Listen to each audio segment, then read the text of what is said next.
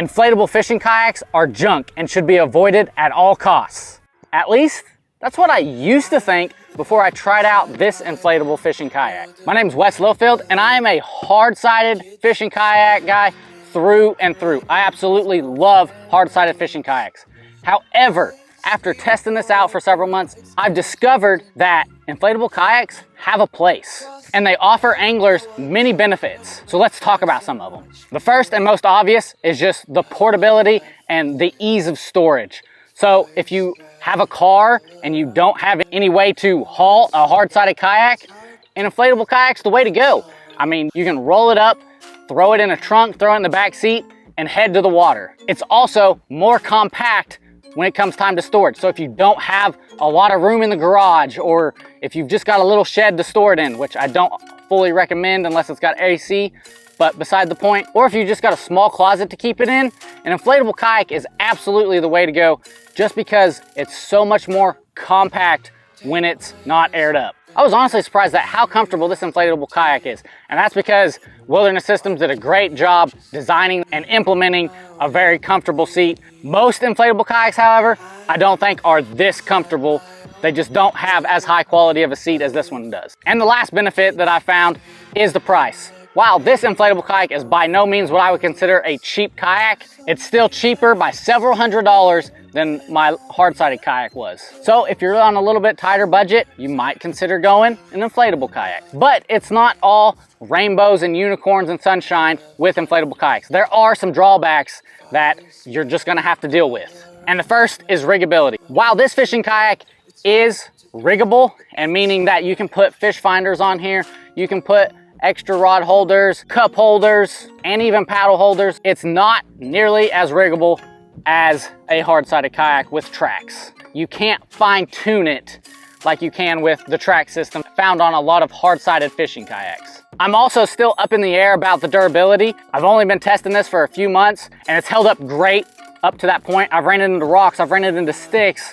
You know, I've really not tried to put a hole in it, but I haven't been easy on it either, and it's held up so far. However, long-term wise, I still think a hard-sided kayak has it beat. And the last con we're gonna talk about is how long it takes to actually get on the water. So with an inflatable kayak, you've got to unload it from the bag or unload it from the car, roll it out, air it up, put all your gear inside of it, and then you can hit the water.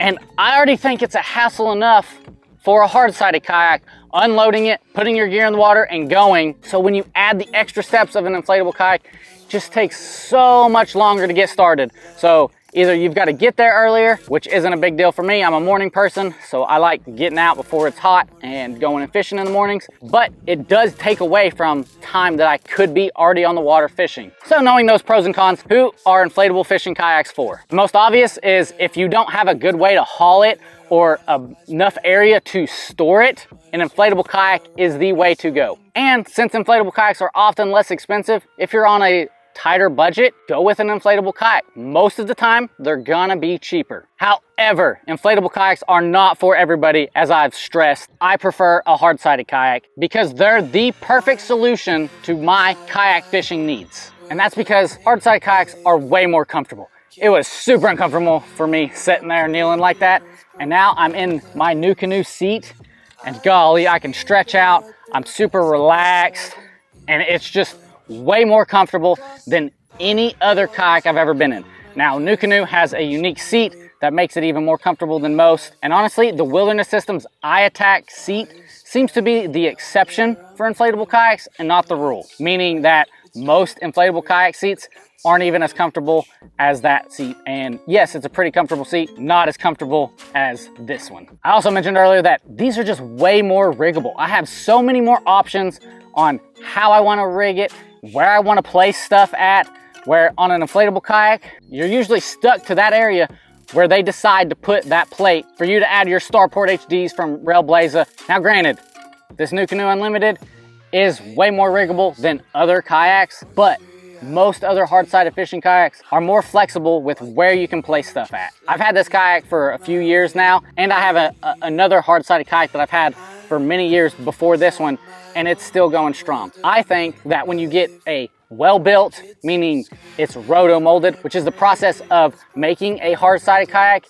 it's going to last longer than inflatable kayaks just because they were designed to hold up to the abuses of kayak fishing much better. Another thing that I found paddling hard-sided kayaks is they tend to handle better than inflatable kayaks. Now, once again, the iTac has a front keel and a rear removable keel that aid in the handling capabilities of that specific inflatable kayak, but it's the exception, not the rule for most inflatable kayaks. Whereas a hard-sided kayak has the keels, has the channels, I'm blanking on what they're called right now, underneath, and make it handle way better than most inflatable kayaks. But with all of these benefits come some drawbacks, and some of them are pretty significant, and the biggest is gonna be the price. High-end, good quality hard-sided kayaks are gonna be expensive. There's some on the market now for several $1,000s, but there's also some good quality hard-sided fishing kayaks that you can find around for $1,200 to $1,500. You can still go the cheap route, but you're not gonna get all these better features that I've been mentioning. The other drawback is storage and portability. You're gonna need a trailer or a truck or at least an SUV to car top it on in order to haul around a hard-sided kayak. Whereas you can haul an inflatable kayak in pretty much any vehicle you own. You might even be able to get away with it on a motorcycle, but I think the bag's a little bit big and awkward to do that. I wouldn't risk it, but I also wouldn't haul a hard-sided kayak with a motorcycle either, so it kind of cancels each other out. Now that you have a little bit better idea of the benefits and drawbacks of inflatable kayaks and hard-sided kayaks, it's time to dive a little bit deeper into each. These are both fishing kayaks that I strongly recommend, but the Wilderness Systems iTac 110 might be the best option for you, and you can find out in this video right here. For others of you, a hard-sided kayak is gonna be the way to go, and I absolutely love the NuCanoe Unlimited, and you can find out more about it right here